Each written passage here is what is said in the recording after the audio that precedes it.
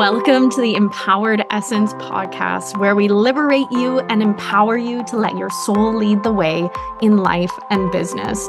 I am your host, Laura Lawrence, sharing my thoughts and intimate conversations with featured guests on spirituality, business, and making courageous moves in the spirit of following your soul.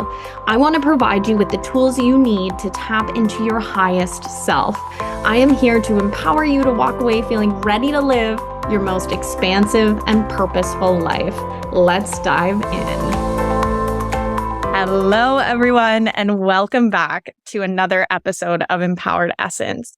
Today, I have a special guest with me. I'm so excited. This is going to be my first guest episode in season 2. And there's going to be a lot more. And really what I want to focus on with these guest episodes is bring to you these women that are so soul-led, that have led their lives from a place of intuition, from a place of knowing. This guest is definitely one of those people. So today we have Shelley Torgerson with us. And Shelley is a soul-led mentor and intuitive guide.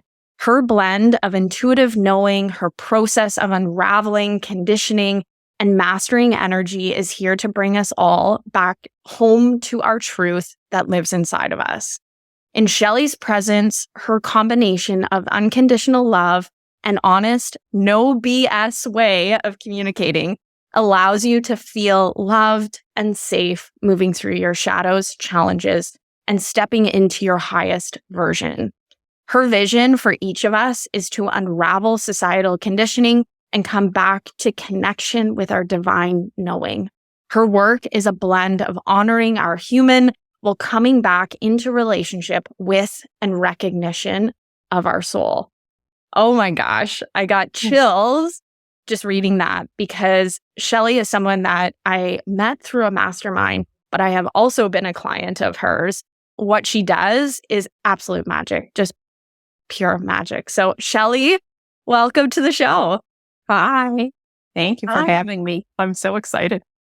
This is awesome. And this is actually your first time being on a podcast. Is that correct? Being a guest on a podcast of someone else. I started one myself before we started working together in the mastermind, and it went on hiatus for a little bit. So yeah, it's my first time being a guest on a podcast. I feel so honored to be the first. So this is awesome. So tell our audience a little bit about yourself and why Unraveling? Why did you get into this idea of supporting people in this deconditioning process? It's almost feels like it wasn't an option. It's something I do and have been doing forever. It's so funny because I think about that why. This is talking about soul-led business, right? I don't actually have a good answer for you. I don't know how not to do it. So when I realized that I was doing this all the time with everyone. I did all the certifications, all the coaching programs, and I realized that this is what I was doing all of the time. I just started getting a vision of a woman silhouette and it all falling away. All of the programming, all of the conditioning falling away so that our soul could shine. That's where the term and the calling it unraveling came from. And that's my why. Also, I feel like we all have this wonderful combination of human and soul, but we've all been operating from the programmed human in general, the general statement. We're coming into this time where we are feeling so called, all of us. I feel like our souls are not quiet anymore. It's like time, it's time, but we have to be willing and ready to drop some of that programming and conditioning and those shadows to move through them in order to be able to connect with our soul again in that way. Yeah. I so resonate with that. I feel our first 30 years up until we hit that Saturn return in our lives, I feel personally my life was living in blinders. And then all of a sudden there's this point where our soul just awakens and is like, no, I'm taking the reins and we need to take a look at all of those things that have gone on in your life from a completely different lens. And I love that. That to me is that unraveling process is when your soul finally is, okay, I'm going to take the lead here. Yeah. Yeah. And we're going to get you to look at things a little bit differently. Do you feel like you're almost a different person? I can see where this soul, the column of light within me was always the same there, but it was like I was living a different. I loved it. It was great, but a different person, different life than now, completely. There's transitionary period. So around what age do you feel like you went through this process of unraveling or starting to hear your soul more? Oh, wow. I think I really became aware of it when I started trying to get pregnant, when I tried to become a mom. I actually was just telling my husband the other day, the very first time I realized that I just knew things that other people didn't know was when I was bartending. And I had this one client who was a friend, and he came in and I would just ask him a question randomly. And he'd be shocked. He'd like, how do you know that? And to me, I just didn't realize everybody didn't know that they didn't notice these things. So I think that was like the first inkling. But when it became really online and really apparent was probably a little bit more in my mid-30s. I became a mom a little bit older. So when I was trying to get pregnant and I was going to acupuncture, my acupuncturist actually became a mentor and started asking me questions that started awakening all of these things for me. So probably then, 35-ish. Yeah. Becoming a mom is a whole process in itself of this becoming, not only are you birthing a baby, I've said this like 100 times, but you are birthing a new version of yourself. You are stepping into this new role that you have never been in, and it changes you. It really does. And I don't think people talk about it enough, about how there's this clear before and clear after. So for me, especially, I totally resonate with that. That was really my journey to becoming a mom. And then once I became a mom, really shifted everything. That's when my soul started speaking up. Yeah, it's interesting that it's the same. It wasn't just the becoming a mom, it was the journey to becoming a mom where it started. Yeah. And I love that you said you becoming someone new. I feel like having a child, it's almost, you're given such a choice. You're put in this place where you are then have this mirror for every shadow you've ever had, every trauma, every heartache, every little inch of you that you might not love is reflected back at you. And we have such a choice then. So it's almost like we have this way of becoming the most us. Yeah. It's a big process of unraveling, right? That's a big process of unraveling. It's having children and you're deciding who you want to be for them because you want them to be the best person they can be. And then you're seeing all these ways that you're triggered. They're mirroring you. Everyone has a choice. Not everyone sees it that way. When you can take a moment and stop and go, oh, maybe my kid isn't like being a brat. Maybe I need to see something. A lot of the times I think my kid's being a brat, but no.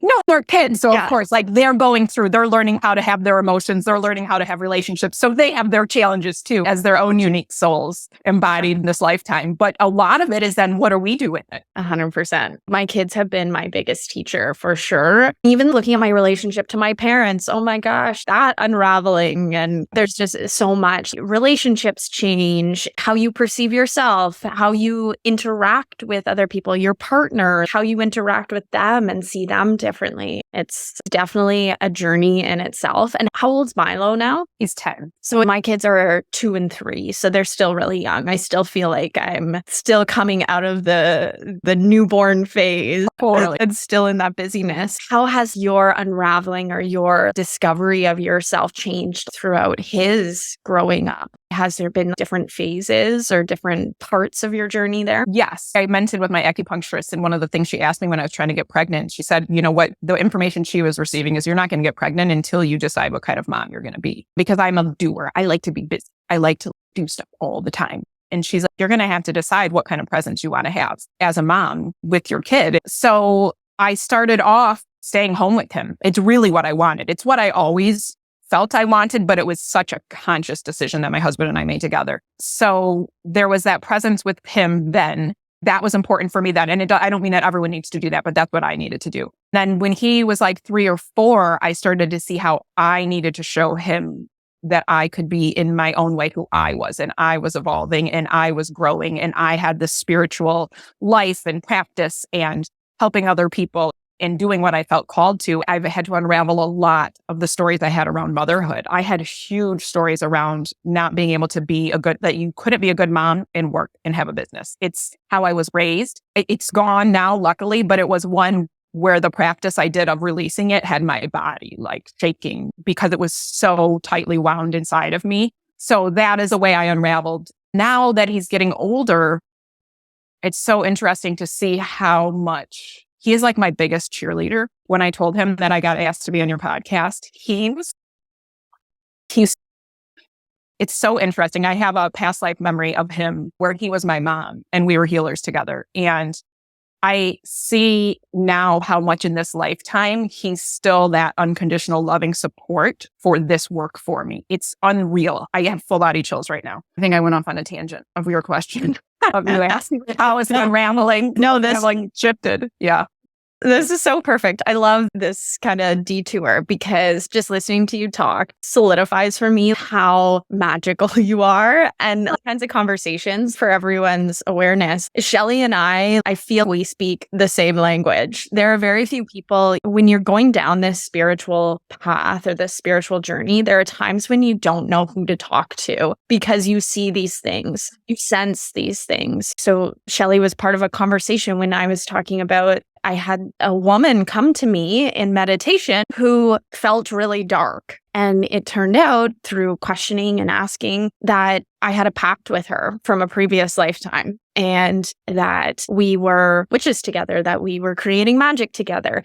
And so what I had to heal personally was clearing this pact and helping her cross over into the light. To the average person, you can't just have a conversation like that because people are going to wonder, what is going on? What are you talking about? And so I know this is a safe place with this podcast because obviously the people who are listening are meant to listen to this and hear this. Shelley has been one of those people that has been a part of my journey, and I've been a part of her journey, listening to and sharing these visions or these healings, these clearings that we've done at just such a really deep level that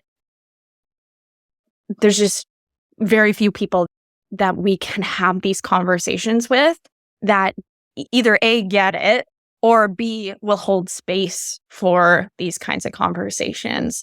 So I think that's so beautiful that you've been already so open in sharing these visions of your past life. These are the kinds of conversations I think we need to be having more in the spiritual community, is talking about these things and bringing it to light.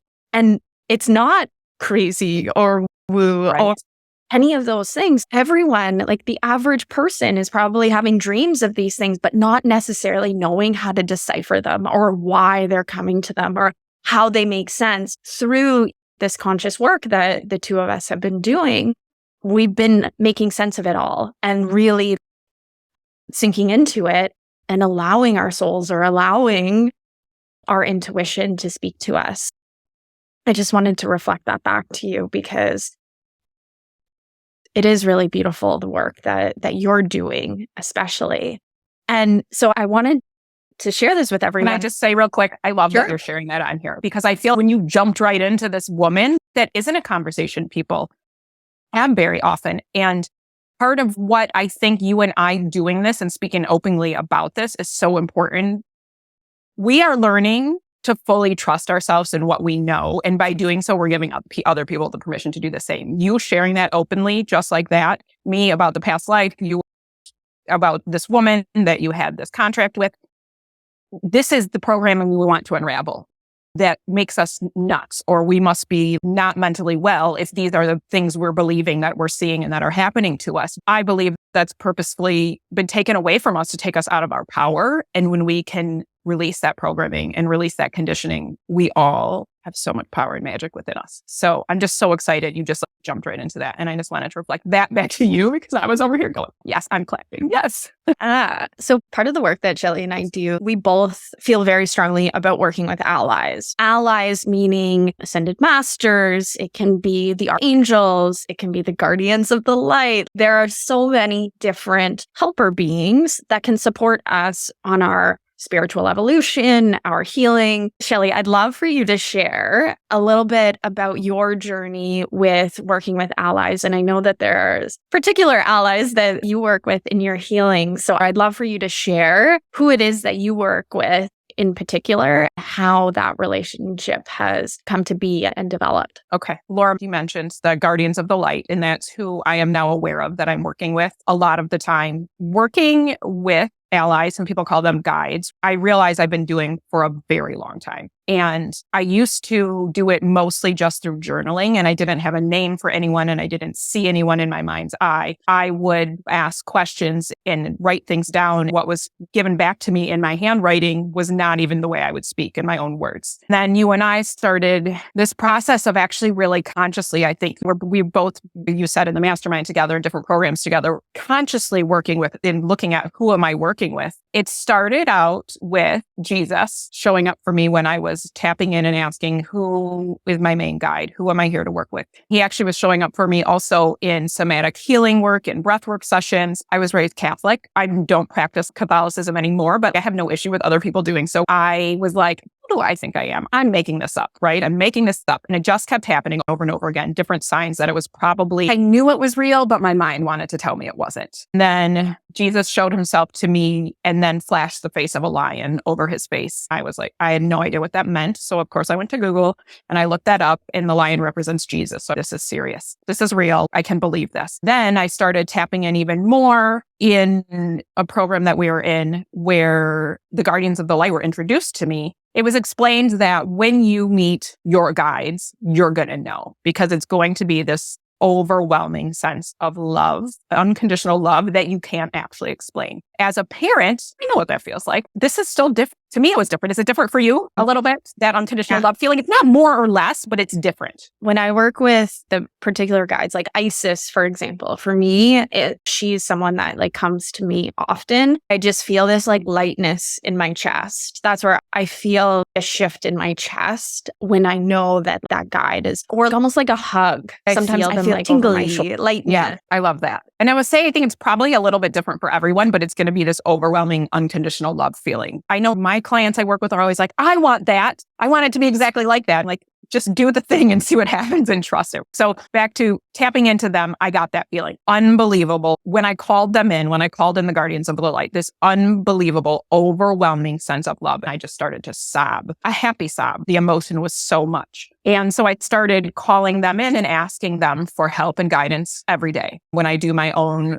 grounding, protecting, and clearing each day, I would also then call them in. And in the beginning, it was just them like working with my light column. They're bringers of Christ consciousness and light. That is really how I would explain. It's all love and light. And I'm not saying love and light is all there is darkness, and we're meant to have both. What they are about is love and light, bringing back the idea of Christ consciousness and infusing more light into the world. So they were doing that with me. And one day in the communication back and forth, they said, we're meant to work through you to bring this light to other people too. And you're ready. I didn't do anything necessarily with it immediately, but then I had a one-on-one session with a client. And in that session, they said, now's it. And I'm like, okay, let's do it. They came through and they clear stagnant energy in your body, like in your energy meridians of your body, and then really infuse a lot of light into the space. It's been a little bit different for each person. I know you know that from your practice too. I've also been a client of Laura's, and so is my husband. It's amazing. What everyone needs is different. I think that's the amazing thing about working with allies is it's not this one way only that we operate from. Each person gets exactly what they need. I truly believe when you work with the allies, when you're doing a healing session, that person's higher self and those allies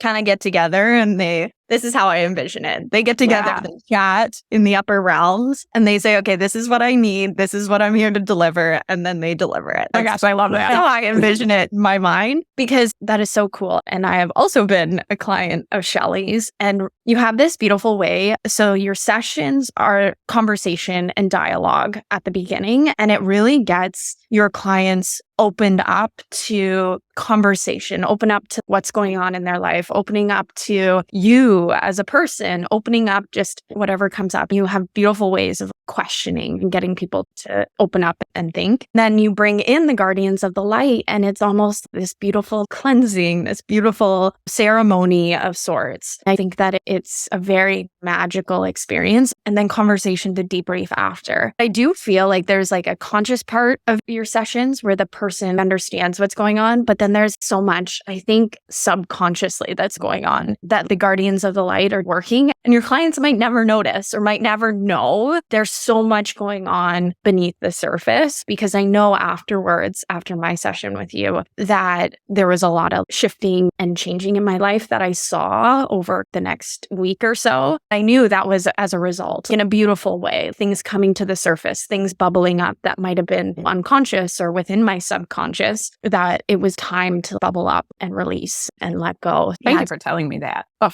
makes me so happy. I realized that so much of what I'm here for is that reverence of human and soul. I know there was a time for me when this work was new and so interesting, like years ago, you get so excited about the spiritual aspect of it that you could stay all focused there. We are still incarnate. We are still humans. And with the sessions, that was the instruction I was given from the allies, was this is also about them being human, and they have control and power, and discussing everything is just as important as the clearing. It could just be the clearing and the light infusion. For sure, there would be shift and there would be change, but that's taking the human out of the equation, which is okay sometimes too. It doesn't always, but that's how these are meant to be for right now, at least. When we hear the term unraveling, or at least when I hear the term unraveling, it's this unbecoming or this falling apart. That's what I think of when I hear that term. I'd love to know your perspective, because when I hear that, or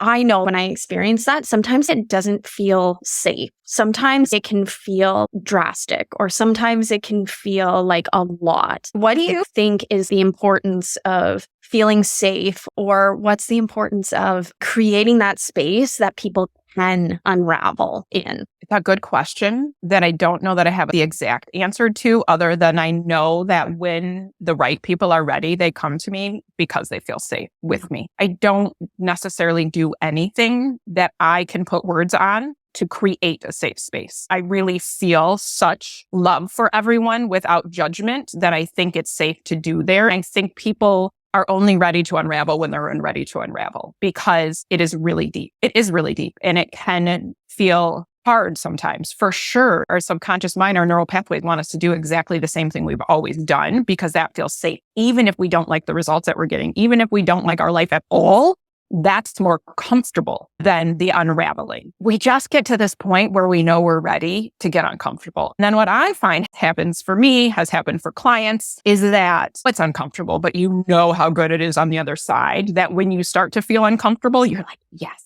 Oh, this might suck. Oh, I don't like how this feels. Oh, I don't like realizing this about myself. Oh, I don't like that truth necessarily. But you're really excited to move through it, to work through it, to let it go, to whatever it is, because you've done this before. And now you know how this opening up, you're on the other side, is this freedom. I think that's a really beautiful way of describing it. I truly believe that too. People are not going to be ready to unravel until they're ready. I think you personally do create a lot of safety, a lot of love and compassion in your spaces for people. So I think that's important when people are picking mentors and those who they want to work with. Coming out on the other side is this lightness. That's a really great way of describing it. You go through this difficulty, and the only reason why it's difficult is because we resist it, or because we have this desire to control the outcome. I know I associate it with being a high achiever and someone who was always striving to get to the next level, the next thing. For me, control was a big thing. So a big part of my personal unraveling and coming into my spiritual awakening and all of that was releasing control and getting comfortable with surrendering. And when you surrender, I actually feel that unraveling is as painful or isn't as difficult when you can do that, because when you get to the other side, like you said, it's this euphoric feeling because I've cleared that thing that I've been holding on to, that I've been stuck with, or that I've been trying to control myself. And now I don't have that. And it was really actually controlling me at the end of it. Your soul is much more free. Your authentic self, your soul, each piece that you unravel, that you drop, that you release, that's where that euphoric feeling comes from. I think it's a little bit of more, this is really me. This is really it. I want to say too, in the resistance and the controlling it's so important too, when we do feel that resistance and that control, to then not just beat ourselves up for the resistance. That's hard too also. And I see that happen a lot, where then we're now making ourselves wrong because we're resisting or we're controlling. It's the acknowledgement and the awareness. And then like, okay, I'm doing that again. Now what? I'm doing that again. Now what? That's a good point too, is that we're always growing and we're always changing, but we always go back to like default patterns, or we always catch ourselves. The difference is the second and third time around is we catch ourselves quicker, or we can give ourselves more grace for it, or we can recognize it, or we can move through it. Also, the unraveling, once you've been through like a dark night of the soul or a really big event in our lives, not that they get easier. I don't know if that's the right term. I feel like we can move through them with more grace. We understand. I think about my process of becoming a mom, my journey to becoming a mom. That was messy. I was up and down and all around, and everybody was thinking I was overly emotional and all of the things. It was not a graceful period in my life. Since then, I've been through very difficult things that have put me in depressed states or those sorts of things, but I've been able to move myself through them.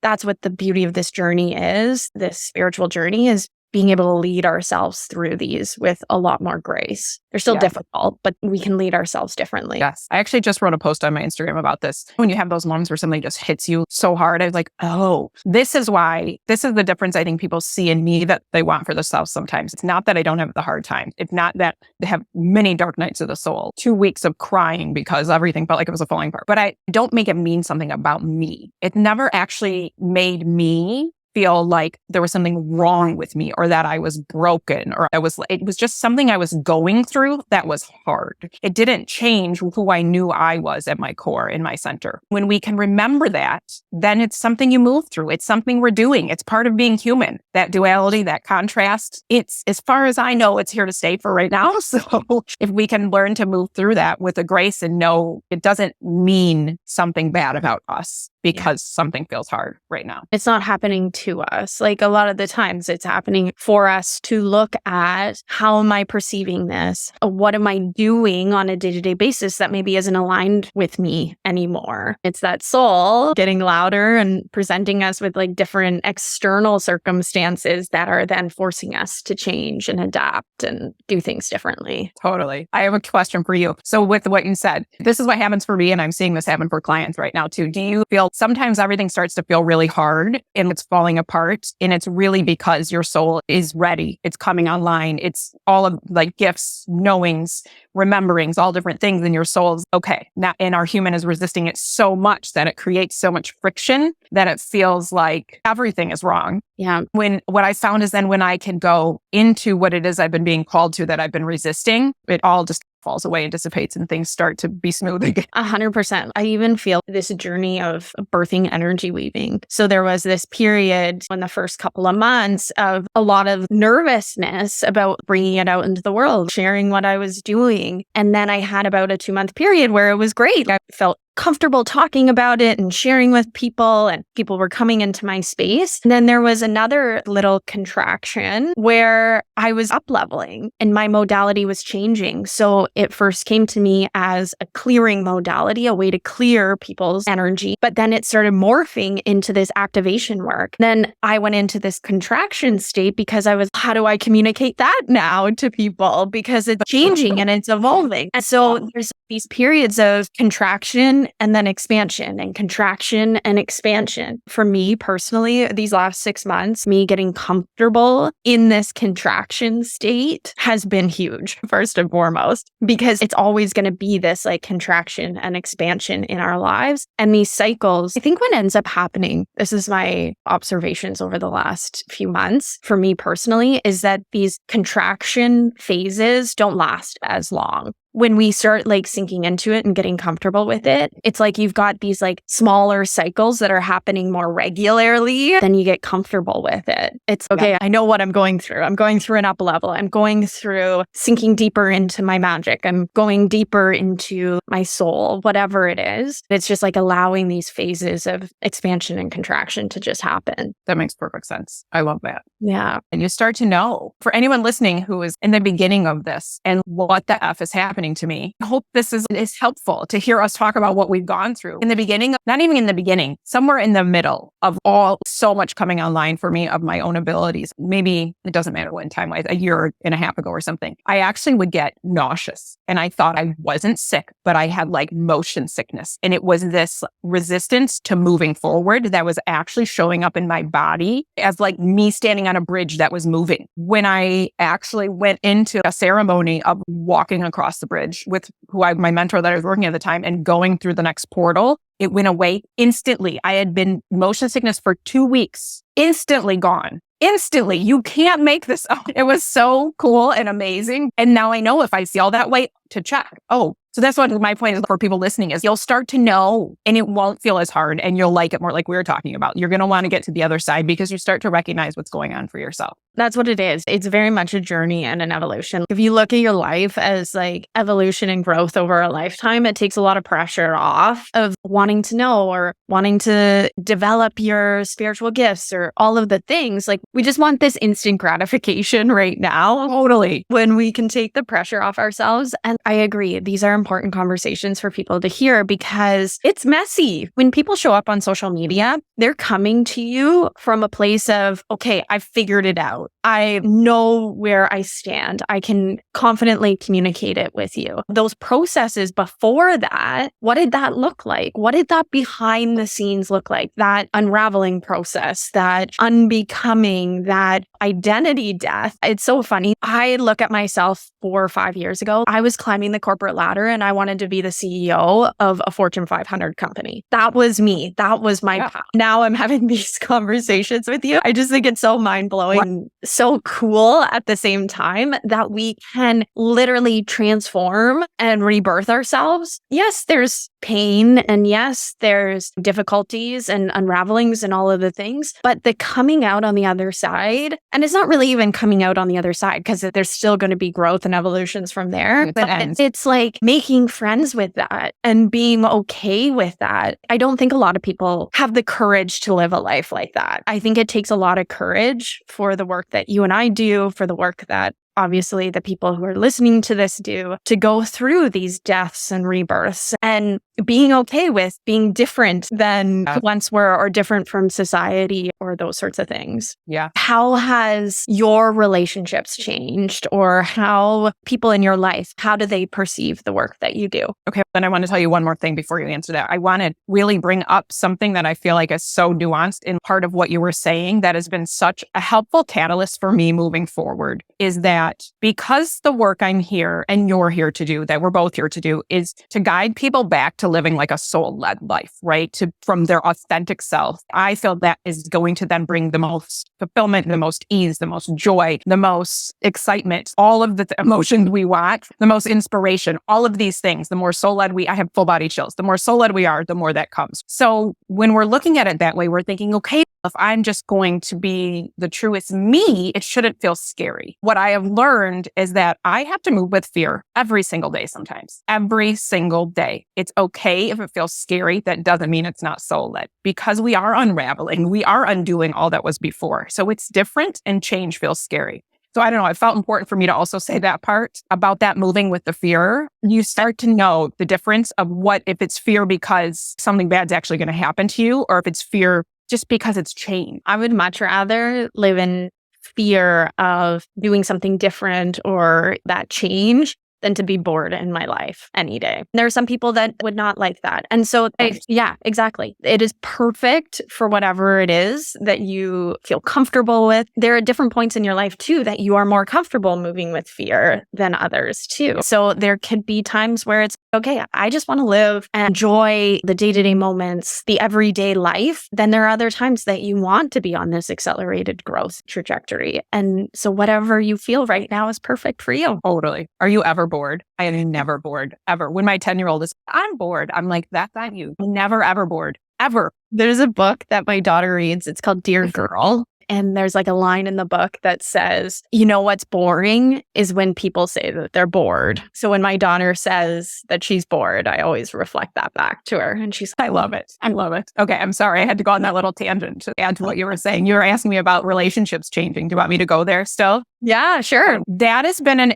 interesting. And I'd be curious how it's been for you. Have we talked about this before? I would think we have, but maybe not. The closest relationships in my life with family have stayed great and or gotten better for the most part. The deeper I come into my knowing, the more my acceptance of everyone and everything has allowed my family relationships to be that much more loving. And I've always been close with my family. I'm the oldest of 4 children. My mom and dad are divorced, but they didn't get divorced till I was like 28 years old. So I don't have any major childhood stories to tell you of things that I've gone through. As we became adults with all different opinions, there were more conflicts. This work has really, I think also it has allowed my light to be that much brighter, that there is not the opportunity to come at me. I don't know how to explain it really. It's unseen boundaries and you're emitting love, like you're emitting that frequency to people. I feel that. I really have come to know that almost everyone, not everyone for sure, but almost everyone. So just talking about my family, the reasons they're thinking and wanting and doing the things they're doing are from the same reasons I am. Love, wanting goodness for people. I might not agree always, and that's okay. They don't have to agree with me. How boring would the world be if we all agreed on everything? Boring, Rebecca, boring. That would be boring. Outside of my family, my friendships have changed a lot because I have changed a lot and I have moved into a different way of being, a different way of knowing, a different friendships have had to fall away because my growth has been uncomfortable for people. That's been really hard. Other friendships have fallen away more easily without it being painful because we're just in such different places. No one right or wrong. And there's a time period when it was the deepest of a dark night of the soul where it felt there's no one in the world other than my husband and my son. And that's okay. I'm out of it now. But in that moment, it was like, understands me. Who knows if we've been talking about how these topics sometimes are uncomfortable for people or weird. I think a lot of my knowing, my claircognizance is very strong. And the other clairs are very much have been like popping online too. My claircognizance has been strong my whole life. And when all of a sudden, though, in this dark night of the soul, it was like the veils dropped around me everywhere. I don't know. There was this period of aloneness that I think had to happen to come back into myself even more, if that makes sense. Yeah. My husband is on board with all of this. He thinks it's amazing. So that's fortunate for me. He doesn't think anything that Laura and I say is weird ever. He's yes. So that's nice. My son also is 10, but he is on board with it all.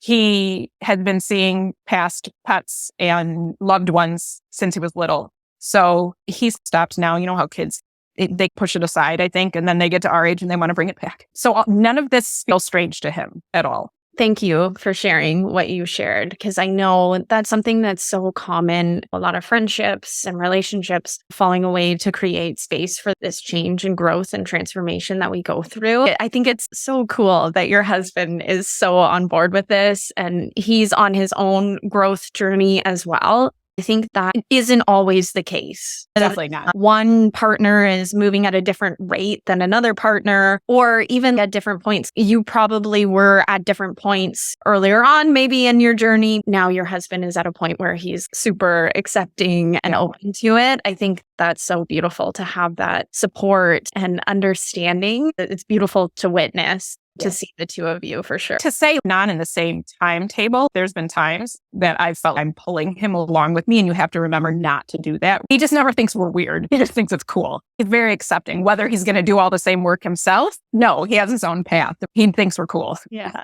that's awesome. Yeah, my husband doesn't fully get it. He's accepting of it. If this makes you happy. So how do you see a spirit? That's where he's at right now. Wait till it happens. Yeah, then it does. I think it's so cool. We've been dabbling with our cosmic human design lately. I was telling him about how I was talking about the tropical human design, which is what a lot of people know and understand today. But there's also the sidereal human design or cosmic human design. I was telling him how, so he's a Manny Gen in tropical, but then he's a generator in sidereal. And he has a lot of more spiritual channels in his sidereal. I see you are probably more connected than you want to give yourself credit for right now. Oh, and he's an emotional authority too in sidereal. So I thought that was funny because he's a very stoic individual.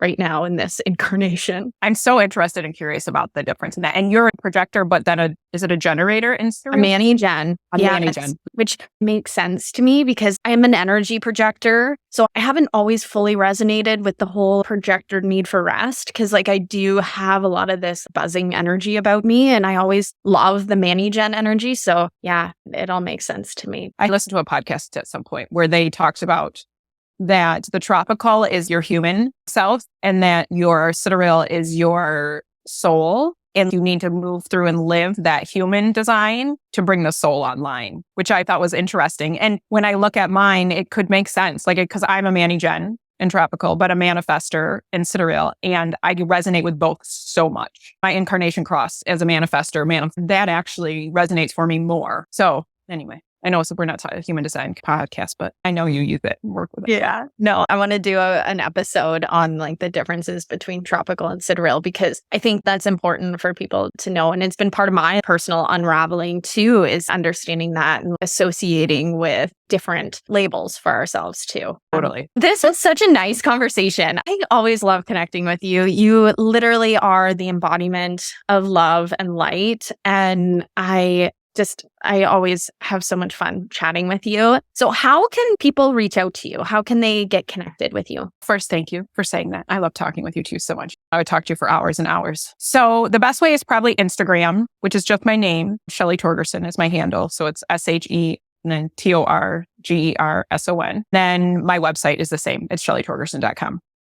But I spend most of my time on Instagram. That's great. What are like the main ways that people can work with you? I love working one-on-one with people. I love how deep we can go and how like in depth with each individual person's unraveling process and what they need because it's so different for everyone. So I love working one-on-one with people. I have a group program, the word to use for it. It's an experience, but it's which Unravel, my signature offer now, is taking you through the main codes of unraveling. So we go over the different ways and things that we need to work through and let go of to unravel. Then we have live calls and Voxer support to go through that. So you can bring your personal ways, because it's, like I said, it's so different for everyone. Your personal ways that you need to want to work through that and let that go. I'm currently in a container of that right now. Then I'm launching another one, releasing another one. I thought it was going to be midsummer, but it might be a little more into August probably. Then the Guardians of the Light sessions, which I have right now, is an introductory offer. They are where the Guardians of the Light come in and work through me. We clear energy in your meridians that's stuck, infuse light. Also, Laura was telling us earlier, we actually started off by talking through basically the unraveling process of what's been going on and that really also helps loosen it up within your mind, which allows it then to loosen up in your body too. And then you have this idea of knowing what's going on before the actual energy work happens within your body. So those are the 3 offers I have right now. So I had one of the Guardians of the Light sessions and I totally agree. It's that talk beforehand just releases all of the tension or stuckness in your mind and really getting you comfortable and feeling really safe and grounded for going into the energy clearing work that the Guardians do. I loved it. I thought it was so cool. So I would highly recommend if anyone's interested in that to reach out to Shelley. Thank you. I love you. I love you. All right. Thank you for being on the podcast and we'll talk soon. All right. Thanks for having me. Talk to you later.